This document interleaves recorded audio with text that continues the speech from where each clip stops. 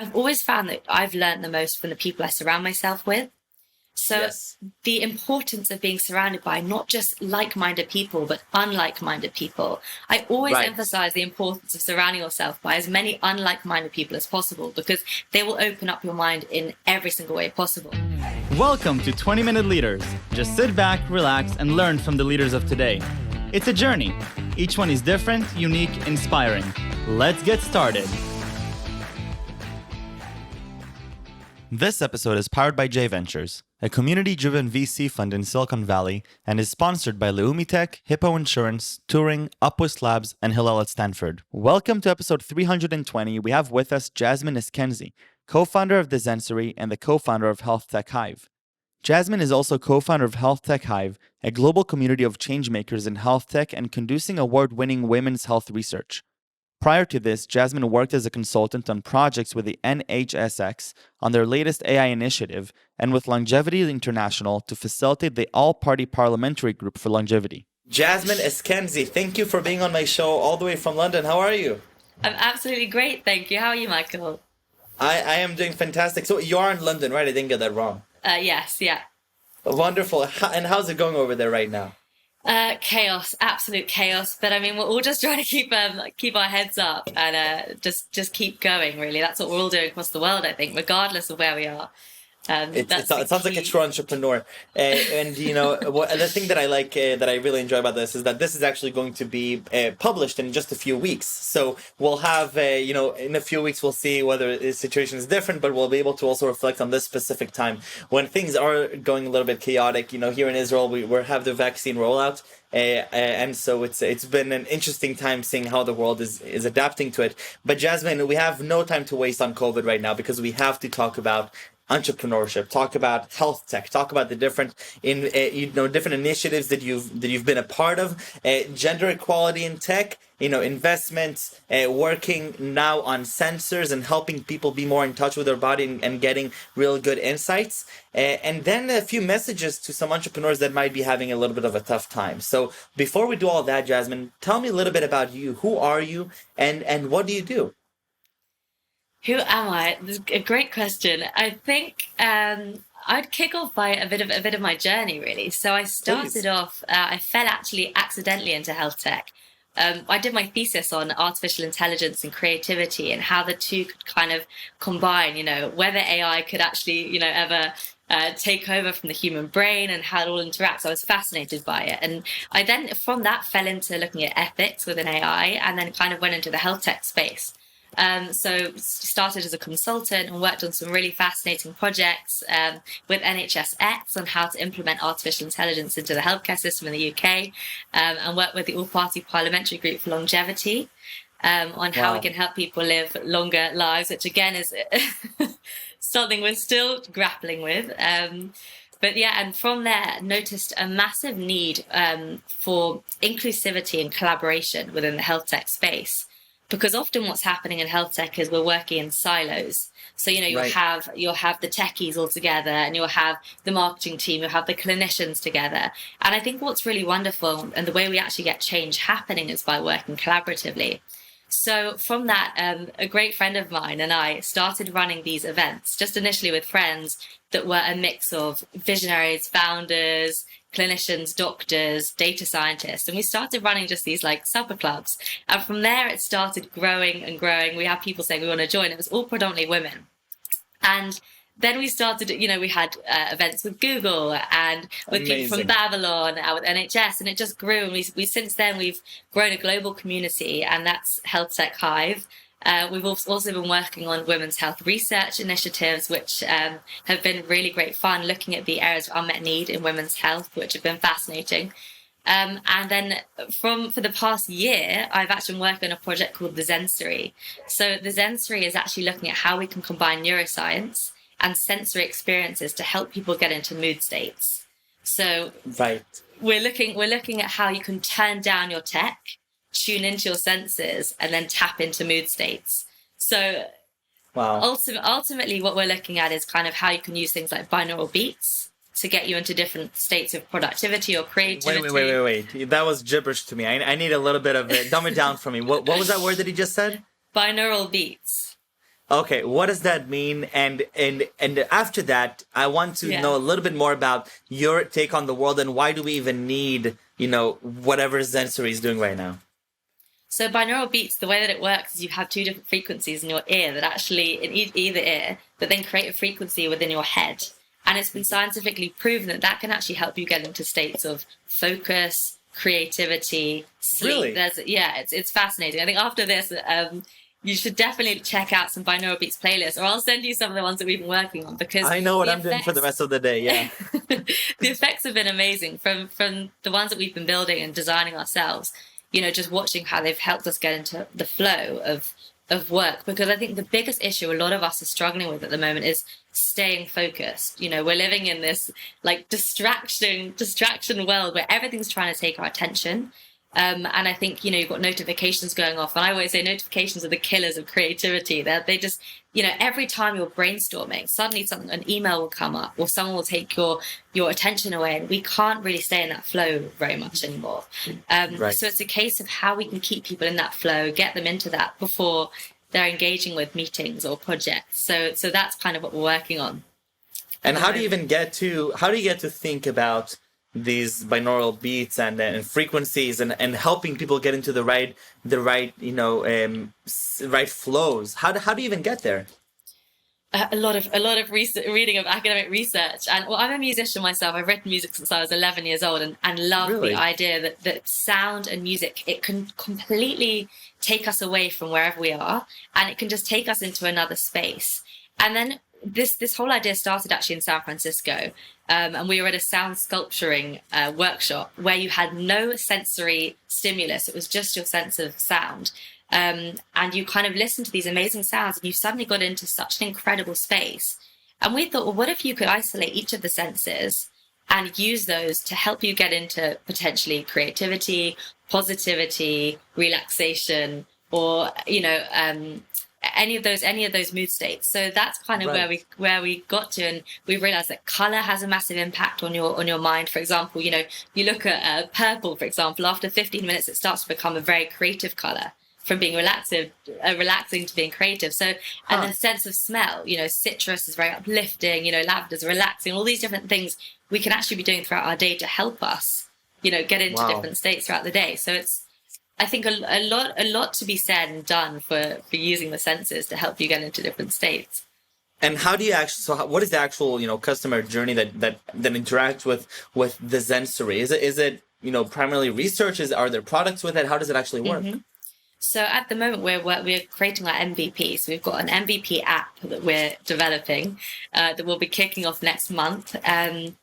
So at the moment, we're looking at kind of using breath work, sound, these binaural beats, different colors, affirmations, and then we're kind of combining that with sense of smells and different foods that you can be, having that can get you into different mood states. So it's an app at the moment. And then what we'd love to do, it was meant to be actually a building, and every room in this sensory building was going to kind of, be based on a different sense. Unfortunately, due to COVID, we had to put that on pause, but that's definitely in the pipeline for having, multi-sensory buildings and workspaces that can help you get into and activate these states of mind. No, I think that's just amazing. And talk to me a little bit about the Health Tech Hive. What was that about, and how do you you work through that to really get to know the health tech space? That's a great question. I think so. For me, I've always found that I've learned the most from the people I surround myself with. So the importance of being surrounded by not just like-minded people, but unlike-minded people. I always emphasize the importance of surrounding yourself by as many unlike-minded people as possible, because they will open up your mind in every single way possible. So with Health Tech Hive, I think the big key for us was, how can we get as many unlike-minded people together to tackle issues such as, ethics within AI, or how can we look at investment, and how can we look at investment and actually helping female founders, for example, get more investment. But let's not just tackle this from an investor perspective. Let's ask the entrepreneurs what they want. Let's ask clinicians. Let's ask the data scientists. Let's ask absolutely everyone, and from all different areas of health tech. So, from mental health or, whatever it could be, women's health, any area, we want to kind of pull all of those expertise and perspectives. And I think that was a massive draw for thinking, right, this needs to happen. And that same ethos, I think, should be applied to all industries. I think actually getting unlike-minded people around key topics and just having all of their visions and listening to each other, especially now when we're looking at the world's becoming more and more polarized, unfortunately. Right. So I think, actually hearing all these different perspectives is fundamental at the moment. I completely agree. And I think that, what I've been learning through interacting with people with different mindsets, and part of the motivation for this show is for me to get exposed and to get inspired by a lot of the episodes I don't even agree with what I'm hearing, or I don't think of it in the same regard, but just hearing that opposite side or that parallel side and thinking, okay, well, what can I learn from this person, what can I take away from this insight, and then bring it to me. I think that's really the growth, and that's where it happens. It's very easy to be in your own silo and to go and to just surround yourself with people that are exactly the same too. And I think that part of the problem that has been outlined in the past few years, really ever since 2016 with the US election, you're seeing that these social media networks are really putting you in the same sort of silo with like-minded people. And I think that both what you did in the Health Tech Hive and what I am trying to do here is sort of expand beyond that and say, okay, well, there's a world of experts and thinkers that are that I would love to get to know, and I think that's exactly the right way. So I really appreciate that. Jasmine, talk to me a little bit about your entrepreneurial experience. You mentioned right before we started here that you've had a lot of challenges yourself over this past year, and there's a lot of things that you've been thinking about that you think might be also relevant for some other young entrepreneurs. Yeah, I think being an entrepreneur is hard at the best of times. Being an entrepreneur in the middle of a pandemic is a whole nother ballgame. I'm sure you know this, and I'm sure that any other entrepreneurs or do you know what, anyone listening to this is going through a really massive, inner and outer turmoil of where they're at and what they're doing. And I think some of the key things I've learned this year is instead of being so kind of fixated on timelines and very clear goals and objectives and being finished by certain points, I actually think as an entrepreneur, enjoying the journey is fundamental. Right. So for me, I've kind of thought, right, I wanted to have this done by, the next 6 months, the next year, and enjoying and relishing that journey. Because of COVID and the crazy world situation, none of us really are probably exactly where we want to be. And there are so many projects that I was so excited for, and funding, unfortunately, due to COVID, was put on pause. So I then again had to be flexible. And the concept that we had for the Zensory was meant to be a building, and we had to pivot. And then it was a kind of a completely other idea, and now it's developed into an app. And it's constantly this ability to be flexible and almost to go with the flow. To accept that not everything's going to be able to be held up against metrics and very clear deadlines. I think this year anyone should just be able to think, okay, it's actually okay that I'm not exactly there right now, and being kind to yourself is fundamental. No, I think that the stick on grit resilience, but at the end, the core of entrepreneurship and core of going through that is also getting the excitement through the turmoil and through the difficulties, right? And I think that it's a pretty good test to know whether, when you have these difficulties, are you excited about them? Are you excited to come out the other side, innovate through the different challenges? And I've seen a breadth of entrepreneurs, and I can't wait to go on my own journey pretty soon. But I've seen through this past year a breadth of entrepreneurs that tackled whatever new challenges that came up, because every single entrepreneur had very drastically different challenges than what they anticipated, probably as a result of COVID, and seeing how people navigate through that. And more than the strategies they employed to tackle them, their mindset and how they communicate with people. And, a lot of them are saying, there are those that over-communicated and those that under-communicated. And I love that split, because I think pretty linearly you can see those that over-communicated, even if their strategy wasn't spot on, they got through it because they wanted to get through it, and everybody was in it together. And I think that what you're saying here is completely right. What is the thing that most excites you about your journey right now? There is honestly so much that excites me. That's probably half of the problem. I think so much of what I'm doing excites me. And that's another learning, I think. When you do get so excited and about what you're doing, on this journey, I think you've got to actually be quite disciplined as to where you focus your energy. Right. that's also another really important thing that I've actually had to learn, because you can get excited and wanting to get involved at every step of the way, and actually you have to be like, right, I focus my energy here, and this is what needs to be done first. And that kind of time management and organization, we hear it all the time, but actually putting it into practice is so important. So what most excites me, I think it's the actual ability to kind of provide something that I genuinely feel will help people in their day. I see everyone around me constantly unable really to kind of fully engage in the moment and to ever really get things done to the way that they want to. If we can provide this tool to help people actually efficiently, throughout their day get their work done, or to be more creative, or to actually harness that potential within their brain, to almost like hack into their own brain, and to be able to think, right, today this is what I want to get done, let's get it done in a small amount of time, so then maybe they can get more time with their family or with their friends, or they can do more sport. Because what's happening, especially with COVID and people working from home, is a blurring of the work and the play. Everyone suddenly, its emails are going off from 8 a.m. and they're going on until 11 p.m. and there's no clear boundary anymore. We need to be looking after ourselves and our own well-being and our own health. I think if this year's taught us anything, of the importance of health. So, if we can actually provide a tool that helps people throughout their day to kind of really compartmentalize, to be the best version of themselves, that really excites me.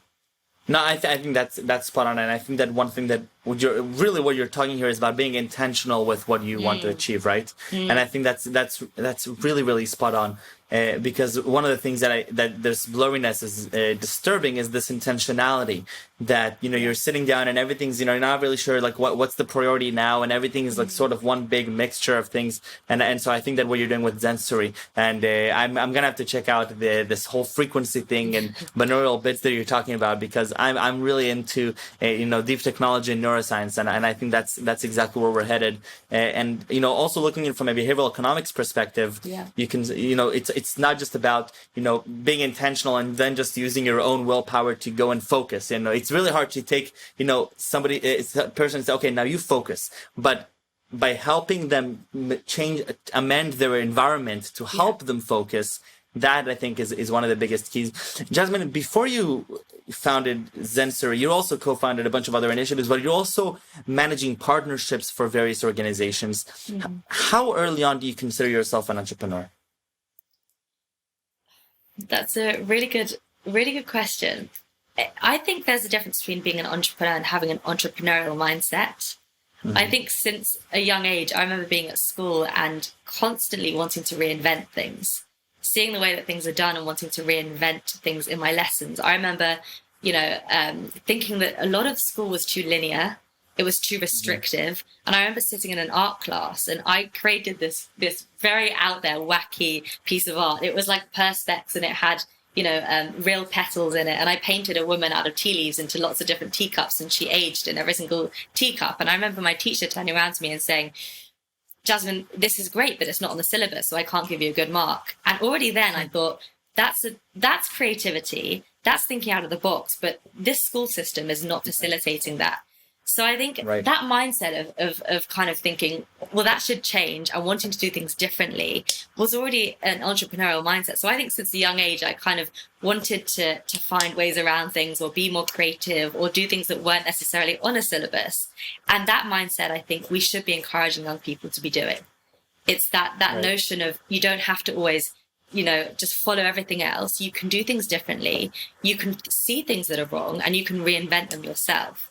So I think it's from a young age, and I think we should actually be encouraging young people and teaching them those skills within schools.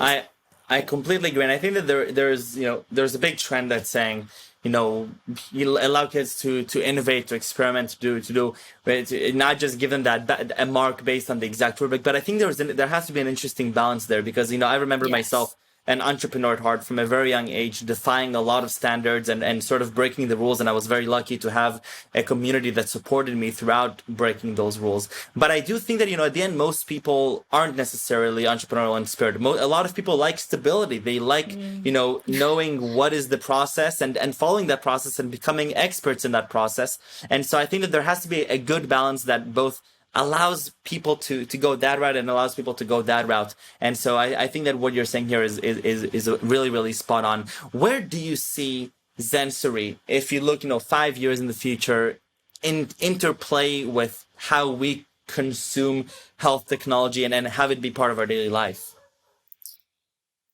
That's a really good question. I think the way I would absolutely love to see it is to kind of have it as a tool that you could work with, so that, as you said previously, you could actually facilitate an environment from the moment that you wake up that you can straight away feel in a positive mindset. You're ready to tackle the day. You go into your office, and that again facilitates you to sit down, to focus, to be in the zone. And then when you need to be creative and brainstorm, you are able to do that, not only because your physical space is like that, but you've actually learned the tools as well. It's not just your physical space, as you said earlier, it's very much as well internal. It's that discipline, it's that understanding of the self and how the brain works. I think it's hugely important for all of us to understand as well, to an extent, so that we can, again, be most efficient in what we're doing.